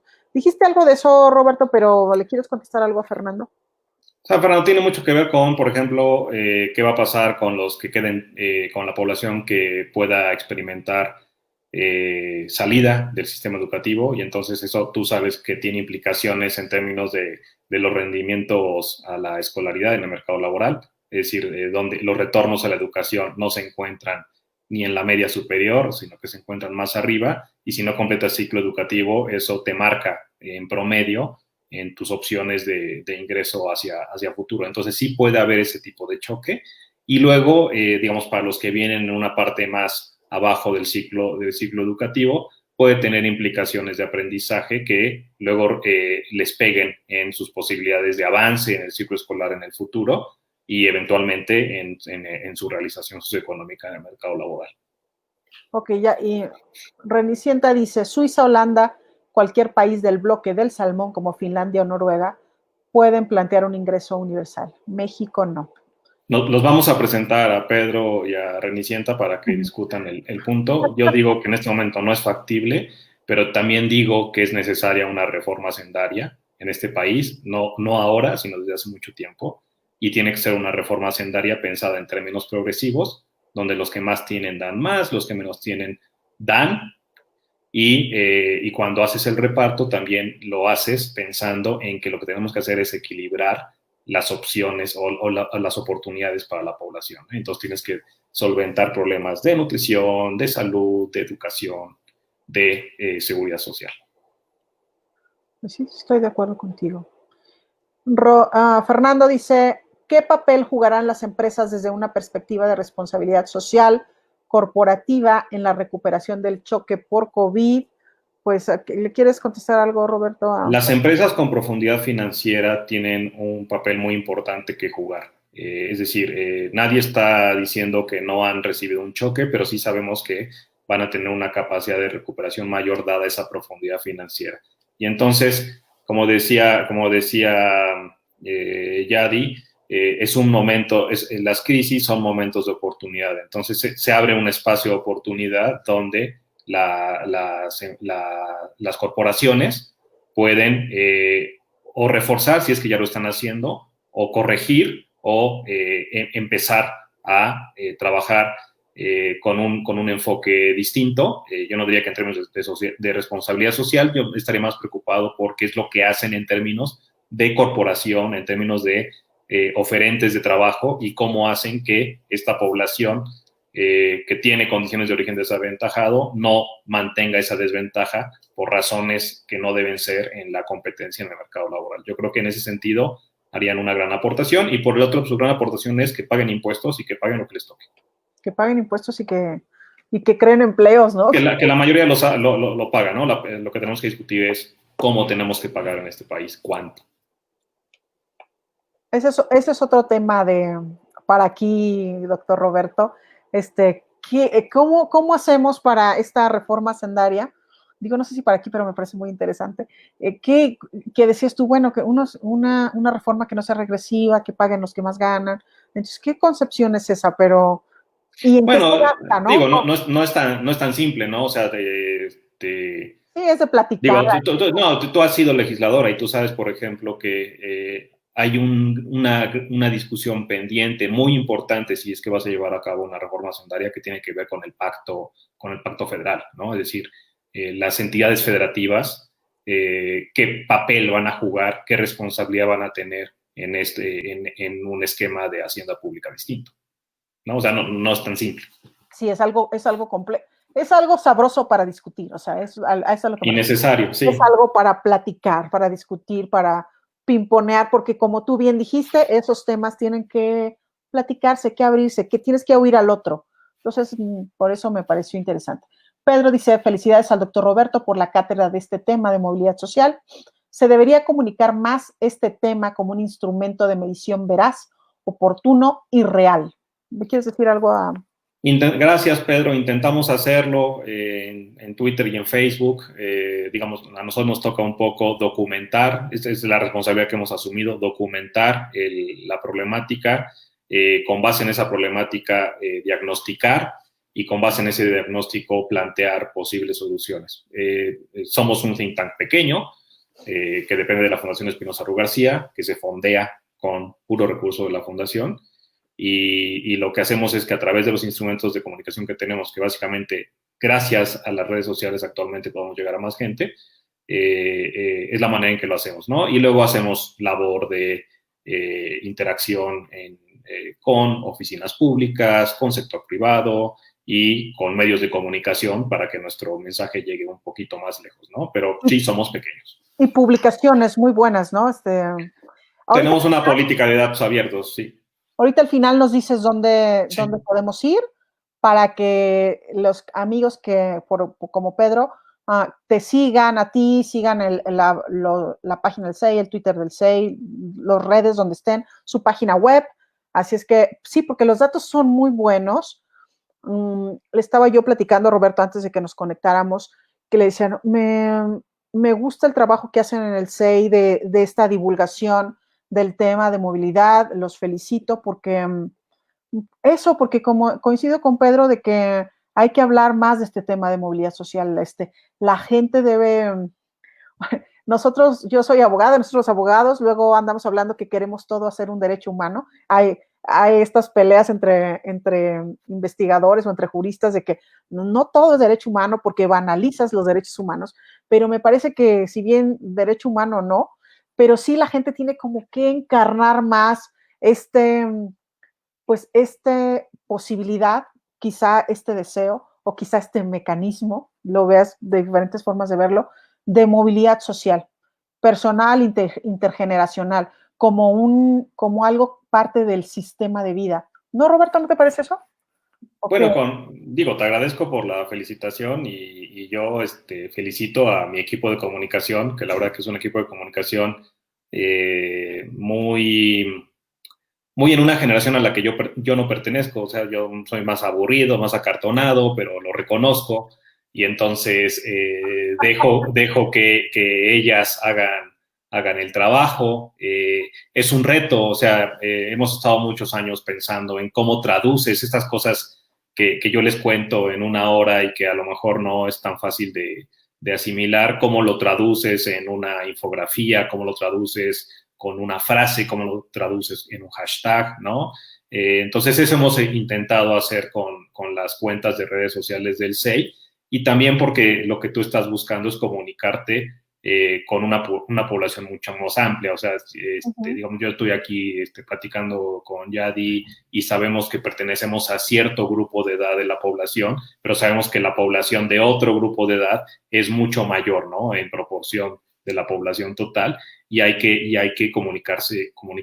intentar comunicarse con todos. Entonces, sí, tenemos distintos instrumentos. Uno es el Twitter, CEIMX, CEEYMX en Twitter. bueno, Tenemos en Facebook también nuestra página. Por ejemplo, en la página de Facebook también tenemos un grupo de los que están interesados en la editorial SEI y vamos a empezar a tener seminarios para discutir la producción del SEI. Tenemos en la página del SEI que es sei.org.mx. no es eso, ok, pero. Tenemos, sí, de hecho la de Twitter es Es- SEIMX sin el punto, ok, bueno, entonces le pongo aquí. ¿no? SEIMX sin Código el punto, @SEIMX. y Eh, la web es www.sei.org.mx. sí. Y en el SEI, digamos, al principio te platiqué un poco, te platiqué el tema de movilidad social, pero digamos, el SEI originalmente, cuando se creó en el 2005, y aquí viene la respuesta, tenemos un apellido muy ligado al sistema financiero, ¿no? Manuel Espinosa Iglesias, que fue el principal accionista de Bancomer y que se quedó sin Bancomer, bueno, cuando se nacionalizó la banca en el 82, pero un primer esfuerzo del SEI en el 2005 fue una recuperación de la memoria histórica de ese momento del país, ¿no? La nacionalización, luego la reprivatización a finales de los 80, y aquí si hay jóvenes escuchándonos ya no saben ni de qué estoy hablando, pero digamos que son más o menos de mi tirada, lo saben, ¿no? Y luego viene toda la parte de extranjerización de la banca en los 90 y posterior. Entonces, esa es una parte que se ha trabajado. Tenemos editorial y hay mucho trabajo de este tema y también del tema de movilidad social. Y la variedad de productos que tenemos en la página, pues son desde posteos en un blog de movilidad social, pasando por notas de política pública, una serie de documentos de trabajo, una serie de reportes e informes con enfoque de política pública y también tenemos una producción de libros. Y en general tenemos una política de datos abiertos, aunque siempre tenemos los libros en formato de libro electrónico para quien ya no quiere quemarse las cejas, pero la gran mayoría de los estudiantes lo que hacen es buscar el PDF. Yo cuando era estudiante buscaba el PDF y que estuviera gratuito, ¿no? Pues en los casos donde podemos hacerlo, que son la gran mayoría, lo tenemos. Entonces se meten a la página del SEI y pueden bajar prácticamente todos los PDFs y leer lo que gusten al nivel que gusten, ¿no? Desde una obra como libro, un documento de trabajo técnico o un posteo de blog. Muy bien. Bueno, pues ahí está, ahí están las tareas que hace el SEI, dónde los podemos encontrar. Así es que síganlo, por favor. Esos son excelentes.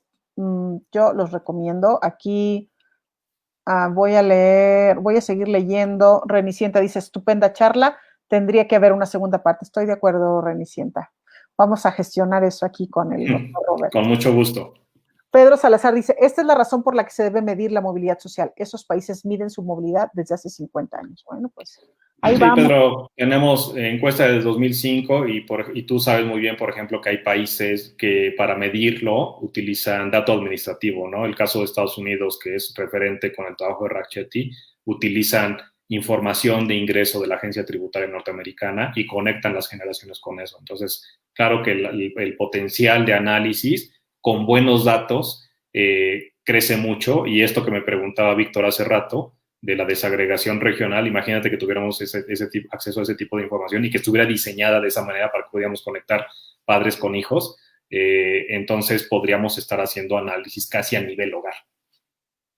Bueno, para allá vamos, para allá vamos. La tecnología está ayudando muchísimo a que podamos hacer esto. Y bueno, y think tanks como el SEI, bueno, pues seguirán haciendo su trabajo y esperemos cada vez con más herramientas y con más personas que reclamemos eso, ¿no? Yo creo que hace muy bien que las personas hablemos de movilidad social, preguntemos de movilidad social, y eso, que querramos movilidad social para nosotros, para nuestras comunidades, para nuestros hijos. Entonces, me parece que eso, yo creo que sí, hay que hablar más de esto y hay que sacar más esa bandera, doctor. Yo me voy a comprometer con eso en este momento contigo, que voy a hablar más de movilidad social. Gracias. Dice Fernando, excelente charla de lujo y formativa. Felicidades y gracias. Gracias, Fernando. Saludos. Renicienta dice, gracias, Yadir y Roberto. Soy fan de ustedes. Nosotros de Gracias. Pues muchas gracias, amigas. Con eso cerramos hoy esta charla con el doctor Roberto sobre movilidad social y crisis COVID. Nos quedaron muchas cosas en el tintero, pero bueno, charpeamos bastante cosas. Hubo mucha participación. Muchas gracias por acompañarnos. Nos vemos mañana acá a las 5 de la tarde. Vamos a hablar con... Se me olvidó ahorita cuál es el tema de mañana, amigos, pero es un tema de salud. Entonces acá nos vemos mañana y ¿qué más? ¿Qué más? Pues, ¿cómo te despides, doctor? No, pues agradeciéndote la plática. Pocas veces tengo entrevistas con estas características más relajadas. Y felicitarte por que ya llevas 68 programas. 68. Creo que tu meta es 100, ¿verdad? 30 te faltan 32, entonces esperemos que cuando se cumplan esos 32 ya estemos todos allá afuera en la calle. Ya sabemos que no va a pasar porque sabemos lo que está pasando en Europa, pero espero que ya para ese momento tengamos más claridad sobre el ciclo de la pandemia y de la crisis sanitaria en particular. Entonces, te deseo mucho éxito en el resto de tus 32 programas. Muchas gracias, muchas gracias. Ahí voy. Mi intención es hacer un mapa. Quiero hacer un mapa sobre todo este montón de información con estos diferentes. Pues quiero hacer un mapa, quiero hacer un PDF y compartirlo. Quiero hacer una reunión con ustedes 100 y con mis invitados para informarles qué pasó en estas 100 entrevistas y qué se formó con este grano de arena que cada uno de ustedes como invitados, como expertos que vino, pero también con nuestros amigos que vienen acá y participan y se ponen la camiseta de los temas. Eso me ha encantado. Entonces, pues han sido miles de personas que han estado aquí en este espacio. Sí, vienen unos, otros ven en la repetición. Y la verdad ha sido un movimiento muy interesante. Estoy muy contenta y te agradezco, Roberto, por venir y sumarte a este esfuerzo de 100 expertas y expertos aportan, porque así se llama, 100 expertas y expertos aportan para el tema de la crisis y el mundo post-COVID. Muchas gracias. Encantado, te agradezco a ti. Gracias, amigas y amigos que nos acompañaron. Los espero mañana a las 5. Yo soy Yadira Tamayo y nos vemos mañana. Denle like si les gustó mi entrevista de hoy con Roberto. Denle like, síganme para que vean otras entrevistas. Nos vemos. Bye.